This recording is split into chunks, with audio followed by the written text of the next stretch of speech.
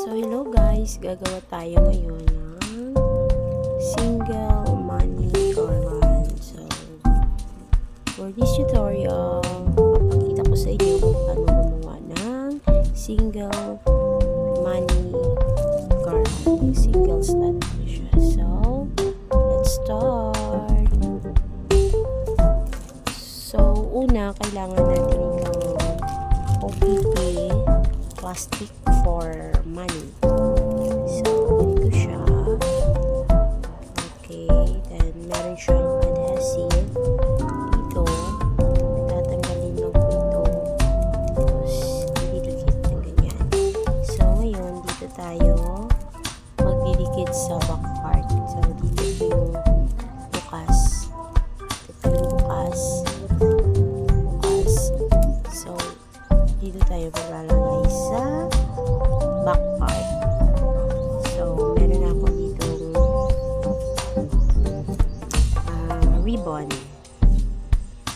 Ito, dalawa. So, ganito rin. Kasi, nalalakihan ako sa ribbon ko. So, ipo-fold ko lang ito mamaya. Tingnan nyo na lang kung paano ko gawin. So, una, didikitan natin ng stick glue.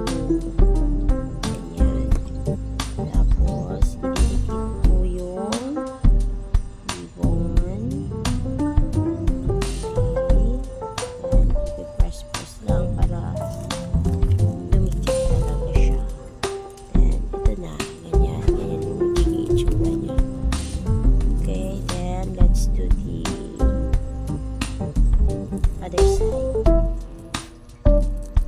Ganyan, stick glue.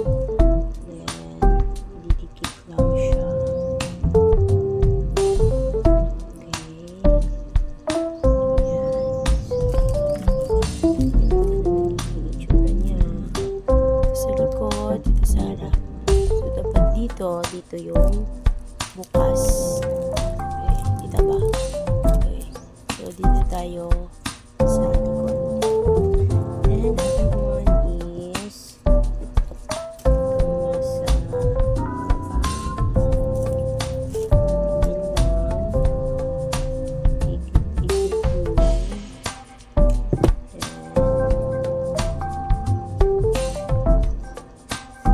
okay.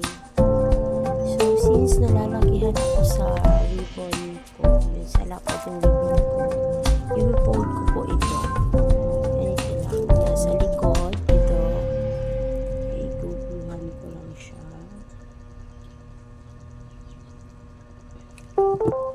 Then, i-fold ko lang yung ganyan. Para hindi ko masyadong malapad tingnan.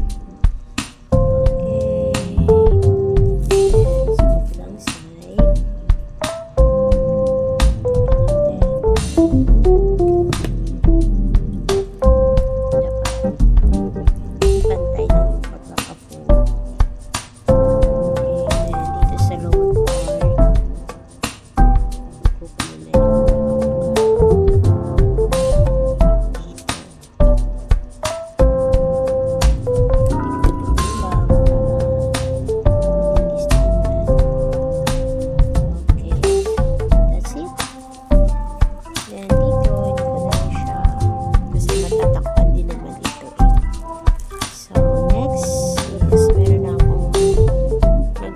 Ribbon head or garland centerpiece.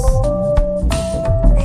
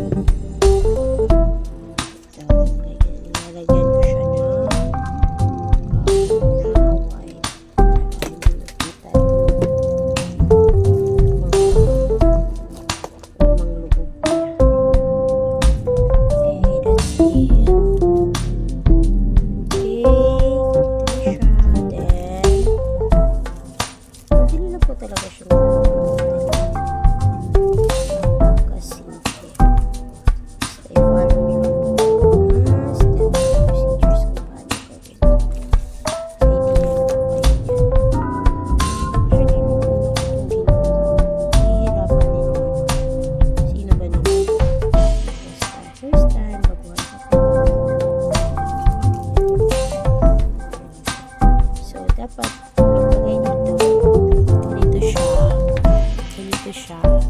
Sa harap yung glossy. Tapos pag nasa likod, ganito.